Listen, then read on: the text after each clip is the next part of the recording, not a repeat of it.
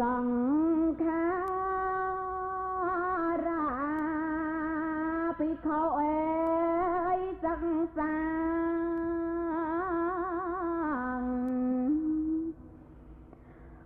ដើម្បីសោយនៅបៃតែងដោយចិត្តជ្រាំងថ្លា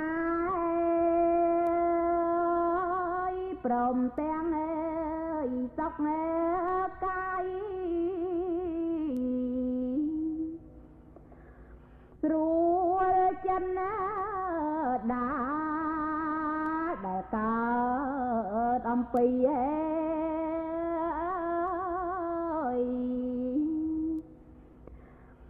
កាយវិវេកភិក្ខុអើយសិក្សា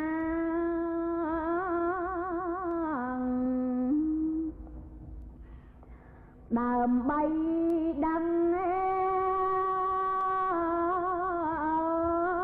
ចិត្តសង្ខារប្រឹង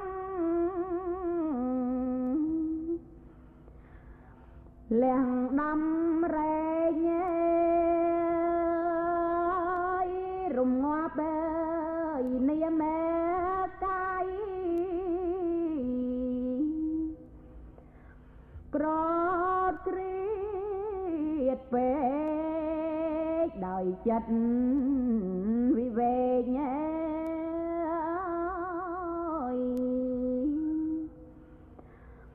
ក្នុងសង្ខារយ៉ាងចិត្តណែឲ្យត្រេក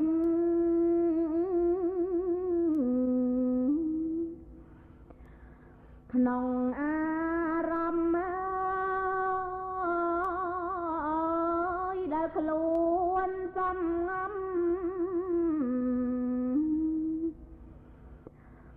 មានវិចារកម្មដ្ឋានដើម្បី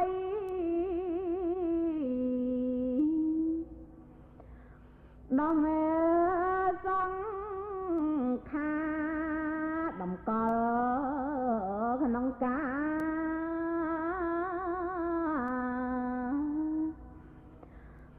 មិន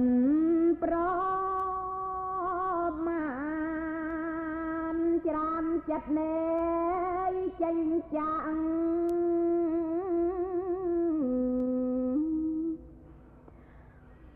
និវរណៈមានកាមឆន្ទៈ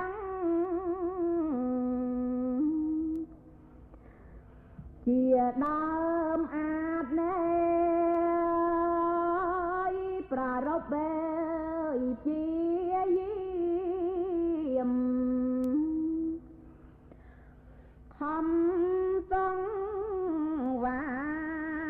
តលះក្តីប្រមាទណែ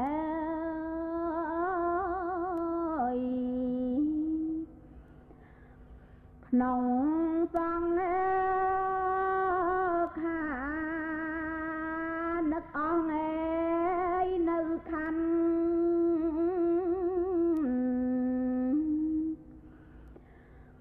ទាំងប៉ុន្មានដែលខ្លួនតែងបានក្នុងសង្សារឲ្យកើតត្រៃលក្ខណ៍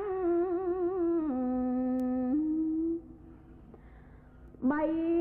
ប្រការមានការមិនទៀង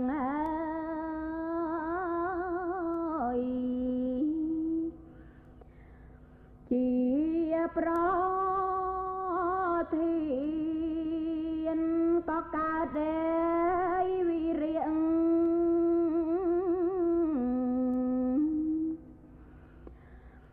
លះកែង